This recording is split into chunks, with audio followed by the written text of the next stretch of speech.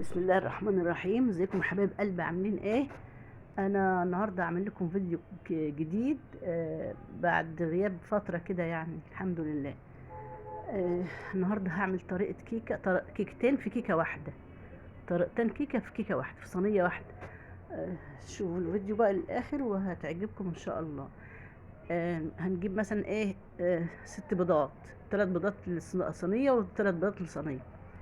اول الوقت ايه هنعمل 3 بيضات الاول دول، وحطيت فيهم فانيليا ومعلقه خل صغيره، وهنضرب بالمضرب كده، هنضرب بالمضرب كده شويه.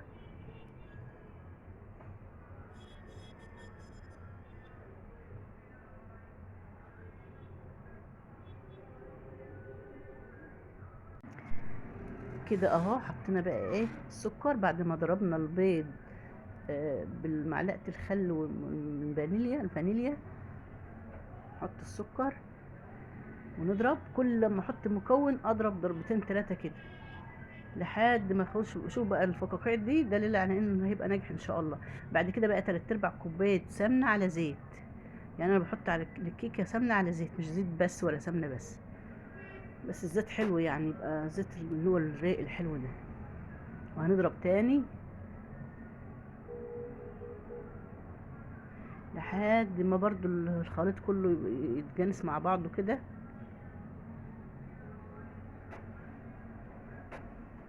حط بقى اللبن، كل ده كوبايه الا ربع، كوبايه الا ربع، كوبايه الا ربع.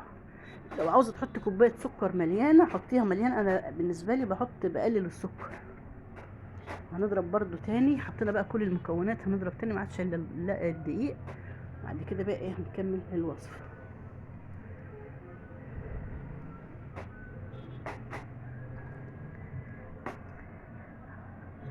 كده شايفين الفقاقيع دي كلها دليل على ان الكيكه هتبقى ناجحه ان شاء الله. طريقه جميله جدا. دي بقى صابعين موز كانوا عندي في التلاجة، قلت اعملهم هرستهم في، بس مش عارفه الموز نفسه صورته مش عارفه راح فين الصوره. بالشوكه كده مع معلقه سكر ومعلقه سمنه صغيرين قوي، هرستهم خالص خالص لحد ما بقوا بالطريقه دي، خالص خالص كده. تضربيهم بالشوكه خالص لحد ما يبقوا مفيش كريمه كده. صابعين موز عشان هعمل كيكه شوكولاته بالموز، جميله جدا. كده خلاص اهو، حطيتها بقى في قلب الخليط اللي هو البيض باللبن بالسكر بالسمنه بالزيت. كده بقى خلاص هنضرب برضو تاني عشان كله يدخل مع بعضه كده. نضرب على طول بايدك على طول. اه حلوه قوي طريقه الكيكه دي، هي كيكتين اتنين في كيكه واحده. بس شوفوا الفيديو للاخر وما تنسوش تحطوا له اللايك ان شاء الله. كده لو سمحتوا تحطوا لنا اللايك للفيديو ده. كده بقى ايه خلاص اهو. ده الدقيق منخول طبعا، نخلته ده كوبايه ونص دقيق، كل صينيه بتاخد كوبايه ونص دقيق. هنحط معلقه ربع كوبايه شوكولاته كاكاو خام، ده اهو كاكاو خام عشان كيكه الشوكولاته مثلا، يعني طبعا هي كيكه بالشوكولاته فطبعا كاكاو خام. حطيت معلقتين كبار بما يعادل مثلا ربع كوبايه، قلبتهم كده في بعض. بعدين احط البودر، باكو بودر، يعني الا معلقه باكو بودر الا معلقه صغيره كده، عشان هي طبعا ايه مقدار الكيكه مش كتير يعني. اهو بس كده. هنحط بقى المكونات الجافه دي على المكونات السايله دي، وهنضرب بالمضرب. قلبي بس بالمعلقه عشان المضرب ما يطرطش في وشي. كده كده اهو. اهو كده بقت ايه مكونات شوكولاته، كيكه شوكولاته. هنضرب بقى بالمضرب، لو عاوزه تكملي ضرب بالمعلقه بس على اتجاه واحد، وبرضه بالمضرب على اتجاه واحد لمده 5 6 7 8 دقايق كده، على اتجاه واحد على طول كده، على اتجاه واحد متواصل كده. كده بقى بيخلي الكيكه تبقى ناجحه وهشه وحلو. بس بننزل الحروف ده هي بتاعت الدقيق دي اللي فاضله دي، عشان كله يبقى ايه مفيش فيه دقيق خالص. وهنضرب تاني بالمضرب على اتجاه واحد، يعني كل الضرب ده كله على اتجاه واحد اهو. اهو كده بقت كيكه شوكولاته اهي، والموز فيها مخليها طعمه وجميله، مطعمها قوي ومخليها جميله. ادي اول كيكه عملناها. خلاص بقى اهي ضربتين كمان عشان تبقى زي منقار الديك كده. كده خلاص اهي، بس كده اهي بقت نازله اهي، بقت نازله اهي زي منقار الديك كده اهو. كده تبقى تمام اهي. بس كده كده تمام. كده عملنا كيكه الشوكولاته اهو. هنركنها على جنب ونكمل بقى ايه، نعمل الكيكه التانية اللي هنحطهم الاتنين في صينيه واحده.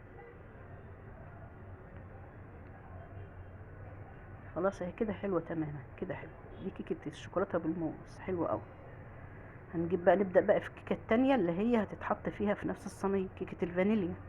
الكيكه العاديه بقى بتاعتنا دي برضو 3 بيضات، برضو فانيليا سايله بقى او بودره زي بودر زي ما انت اللي عندك يعني اللي موجود عندك. حطينا 3 بيضات برضو، وبعدين برضو معلقه الخل. لا هنقص منها سنه كده اهو، معلقه خل صغيره كده، والفانيليا. وهنضرب ضربتين. لا انا هضرب شويه حلوين بقى، دي بقى هنضربها شويه حلوين. هنضرب كتير قوي البيض لوحده، لوحده كده اهو. يعني ايه الهدف من ضرب البيض لوحده مده طويله كده؟ ان هو يفتح معاكي، عشان يفتح الكيكه، عشان الكيكه تبقى فاتحه بالطريقه دي. شفت البيض ده ده البيض بس، ده ضرب البيض بس لوحده فقط، بالفانيليا والخل. كده بقى دخل على على انه يبقى كريمي، يبقى البيض دخل على انه يبقى كريمي اهو. شفتوا والفقاقيع دي. كده بقى نبدا نحط السكر والسمنه على الزيت اهو. تلات ارباع كل ده، تلات ارباع تلات ارباع تلات ارباع تلات ارباع سمنه، تلات ارباع سمنه على زيت، يعني تلات ارباع سكر، تلات ارباع على لبن. عاوزه تحطي كوبايه سكر كامله حطي، انا بحط تلات ارباع بتبقى حلوه ومسكره وحلوه. كده هنضرب بقى خالص خالص بقى. بعد اهم حاجه في الكيكه انها تبقى هشه وبيضه ومفتحه كده، مش غامقه. انك تضربي البيض لوحده لمده يعني كتير لحد ما يبقى داخل على كريمي كده. كده بقى يخلي برضو الدقيق اهو كده ضرب البيض كتير كده لونه يفتح لونه، يخلي الكيكه حلوه وبيضه كده. نحط برضو باكو باودر المعلقه في الدقيق. الدقيق طبعا مش هنضيف عليه حاجه وخلاص كده ايه، دي كيكه بيض يعني فانيليا كده عاديه، الكيكه العاديه بتاعتنا دي. حطينا فيها البودر. وهنحط الدقيق طبعا منخول كوبايه ونص برضو، يعني هي المكونات كوبايه ونص دقيق، تلات ارباع كوبايه سمنه على زيت، تلات ارباع كوبايه لبن، تلات ارباع كوبايه سكر، فانيليا، باكو باودر الا معلقه، باكو شيف داكك شيف او شيف كيك كده يعني. هنضرب بقى يا اما بالمعلقه برضو على اتجاه واحد لمده 7 8 دقايق كده متواصلين، او بالمضرب برضو على اتجاه واحد زي ما انت عاوز. كده صح وكده صح. في الاخر هتبقى كيكه جميله ومظبوطه وجميله وهشه كده وبتدوب في البق دوبان. جربوها هتعجبكم اهو. هي اصلا بادئه بالفقاقيع يعني ناجحه ان شاء الله باذن الله. كده هتبقى كيكه ناجحه جدا وهتعتمدوها وهتحبوها وهتجربوها، هتبقى حلوه ان شاء الله. على اتجاه واحد او الضرب كله على اتجاه واحد.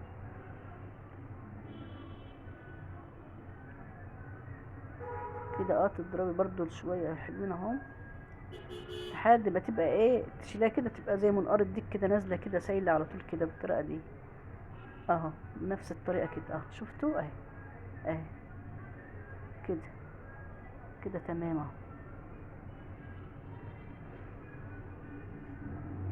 بس كده كده تمام خلصنا.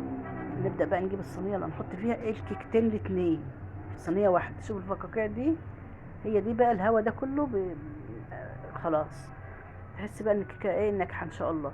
كده بقى نجيب صينية اهي مستطيلة كده مقاس مش عارف تقريبا 32 او حاجة كده يعني.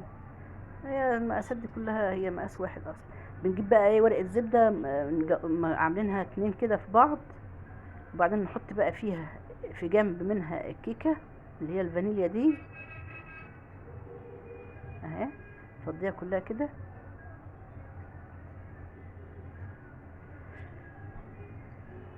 اهي. دي اول كيكه اهي. في نفس الصينيه هنحط الكيكه التانية نسويها بس عشان هتجري منكم، ولو جرت حتى مش مشكله وعدت على الكيكه التانية مش فيش اي مشكله. لو عدوا الاتنين على بعض لازم هيعدوا على بعض، شويه منهم من دي على شويه من دي عادي خالص، يبقى احسن كمان. ودي كيكه الموز بالشوكولاته كده جميله اهي، تمام خالص اهي الاتنين، وهيستووا نفس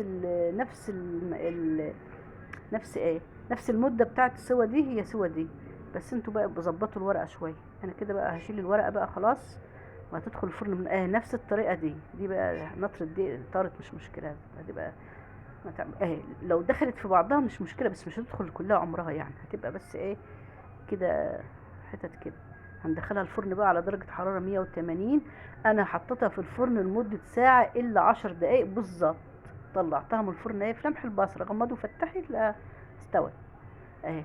شفتي جميلة جميلة ومستوية ومظبوطة وجميلة.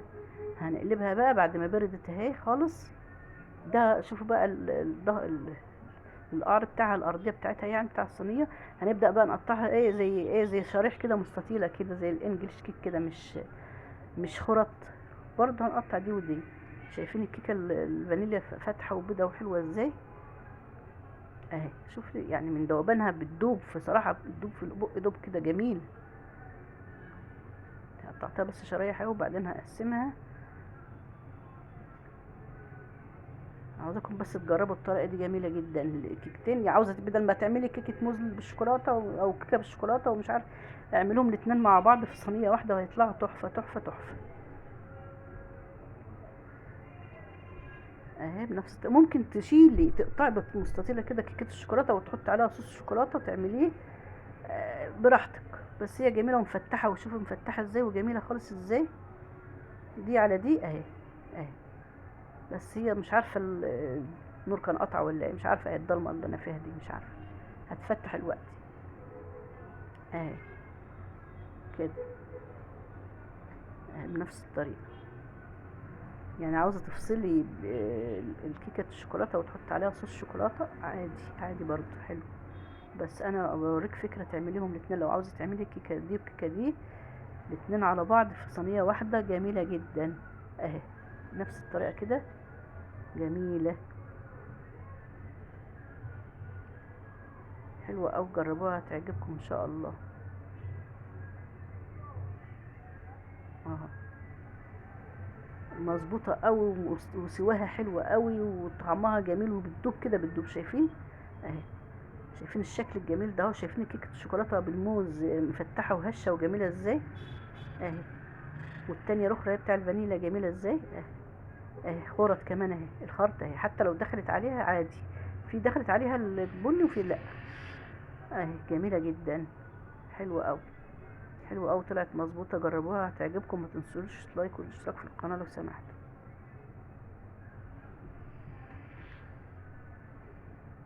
اهي. شايفين مفتحه وجميله ازاي اهي.